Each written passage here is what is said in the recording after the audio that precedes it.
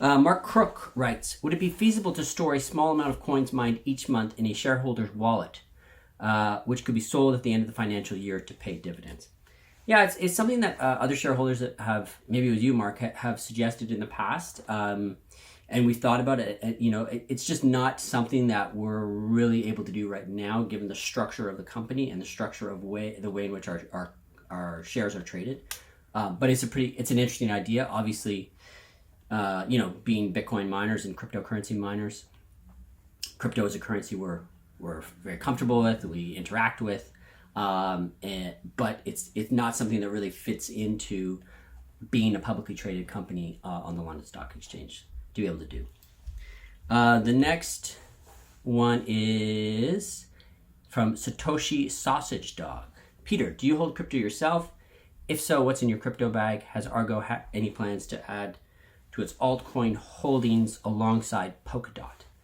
So the first question, do I hold crypto myself? Yes, I do. Probably between 25 and 30% of my net worth is in crypto. I hold obviously Bitcoin, 50 or 60% of my holdings.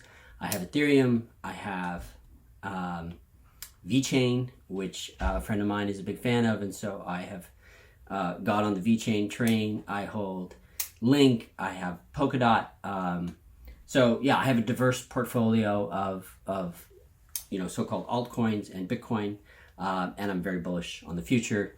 And I check my like many of you who hold Bitcoin or cryptocurrencies, I check my Blockfolio or whatever it may be very frequently. I'm obviously very bullish on the future of cryptocurrency. I think it's going to change the way in which we interact with each other financially, and the way the planet moves assets.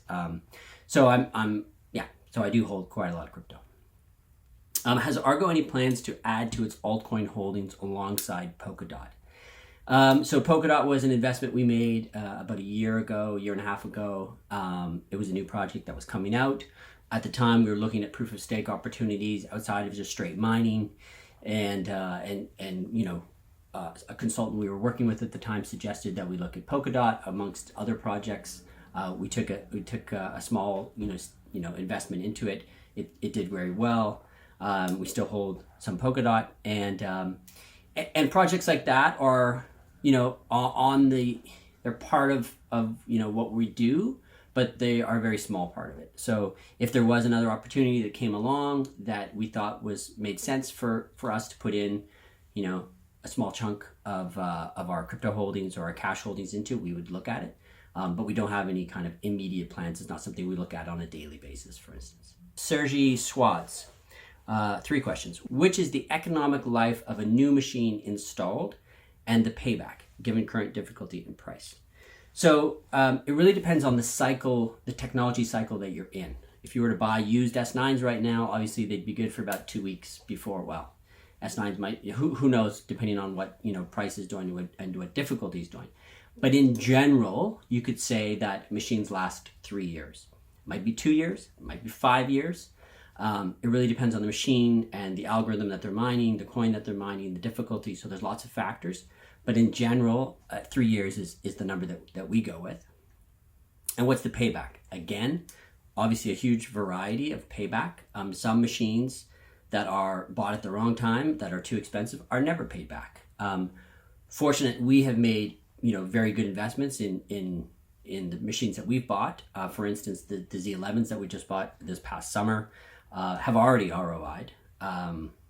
Like they've returned 133% ROI since June when we bought them. So that was a very good purchase, and obviously that exceeded what we were expecting, and it exceeds what most machines are going to do. So do you prefer buying or leasing machines?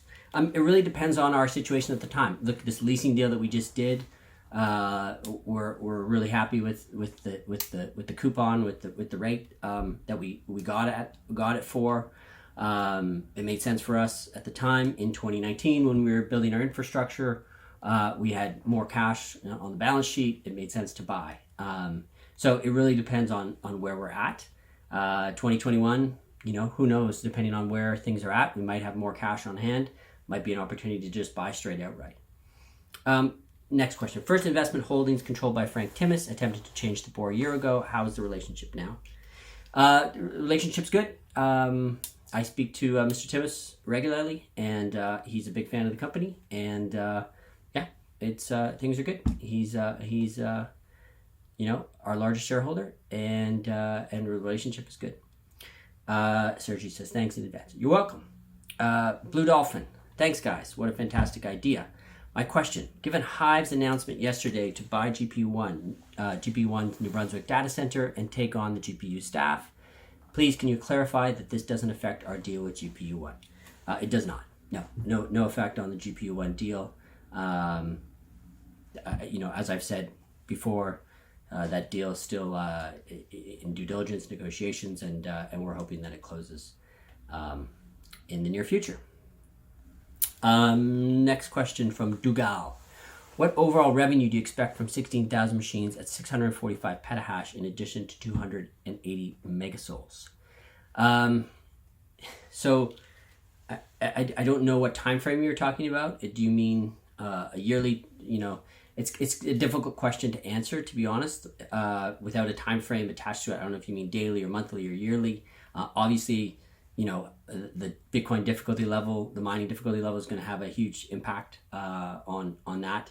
I can just point to the RNSs that we put out every month, because we're very transparent about what we bring in based on the petahash that we have going. So I can't really answer other than I feel like our effort to be extremely transparent and to put out data on a monthly basis is different. It sets us apart from other miners who are only kind of putting out data according to their regulatory requirements. So we have tried to go above and beyond that and really communicate to the marketplace exactly what we're doing and what we've done on a monthly basis. Can you clarify what you mean by BTC equivalent? So, for instance, I just was talking about Polkadot. We still hold some Polkadot. So when we're talking about our BTC holdings or BTC and BTC equivalent, we mean any Bitcoin we're holding along with other cryptocurrencies converted into Bitcoin.